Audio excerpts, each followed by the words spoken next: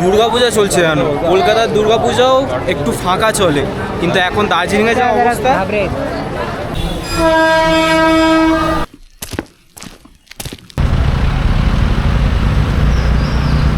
পাহাড়ের রানী দার্জিলিং, সবাই যখন এই নামটা শোনে তখন সবাই ভাবে টয় ট্রেনের কথা আর ম্যাল রোডের কথা, কিন্তু যখন এখানে আসার কথা ওঠে তখন ভেবে ওঠে কি করে যাব, কোথায় থাকবো, এসব হাজারটা কোশ্চেন থাকে। সেই প্রশ্নের উত্তর দিতে আজকের এই নতুন ভিডিওটা নিয়ে চলে এসেছি। তোমাদের সামনে তুলে ধরবো 3 দিন 2 রাতের দার্জিলিং এর পুরো আইটেনারি।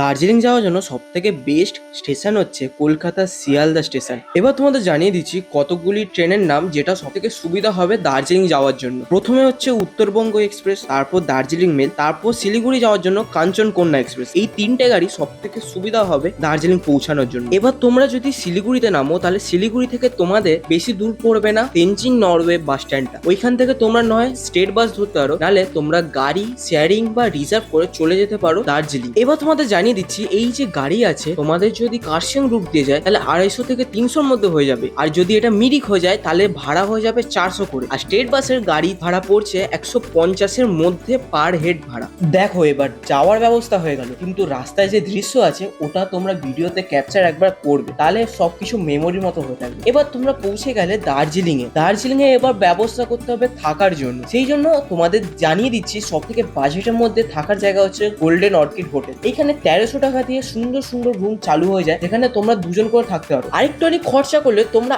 আরামসে 4 জন মিলে থাকতে পারবে। হয়ে গেল তো ব্যবস্থা থাকার জন্য। এবার তোমাদের জানিয়ে দিচ্ছি এইখানে তোমরা কোথায় খাবে। হোটেলের মধ্যে একটা বার কাম রেস্টুরেন্ট আছে, খুবই সুন্দরভাবে সাজানো, নিট অ্যান্ড ক্লিন আর ফ্যান্সি। তোমরা এখানে একবেলা খেতে পারবে, 2 বেলাও খেতে পারবে, কিন্তু হয়তো হতে পারে তোমাদের জন্য একটু কষ্ট। দুপুরে খাওয়া দাওয়া শেষ করে তোমরা আরামসে চলে আসতে পারো রুমে। তারপর ওইখান থেকে বেরিয়ে পড়ো এই দার্জিলিং শহরটা একটুখানি ঘুরতে। পায়ে হেঁটে একটুখানি তোমরা ম্যাল ঘুরতে পারো, তারপর তোমরা চার্চ ঘুরে মহাকাল মার্কেট ঘুরে আরামসে চলে আসো হোপের কাছে। ওইখানে কিছুক্ষণ তোমরা ঘুরতে পারো, চাইলে হচ্ছে ওইখানকার স্ট্রিট ফুড চেখে দেখতে পারো। এই হচ্ছে প্রথম দিন। তারপরের দিন সবারই মোস্টলি থাকে সাইট সিইং এর দিন। সেজন্য তোমরা যদি কোথাও ঘুরতে যেতে চাও গাড়ি করে যেতেই পারো, কিন্তু সব থেকে ভালো উপায় হবে পায়ে হেঁটে এই পুরো দার্জিলিং শহরটা ঘুরে দেখা। আমরা গেছিলাম মহাকাল মন্দির, তারপর ওইখান থেকে গেলাম আলুবাড়ি মাকডং মনেস্ট্রি, তারপর ওইখান থেকে ঘুরলাম ঘুম স্টেশন, ঘুম মনেস্ট্রি, ওইখান থেকে গেলাম বাতাসিয়া লুপ, ডালি মনেস্ট্রি এক্সেট্রা এক্সেট্রা। পুরোটাই করেছিলাম পায়ে হেঁটে 19 কিলোমিটারের যাত্রা। মাঝখানে যখন লাঞ্চের দরকার ছিল আমরা করেছিলাম লাঞ্চ বাঙালি ধাবা থেকে। ওইখানে খাবার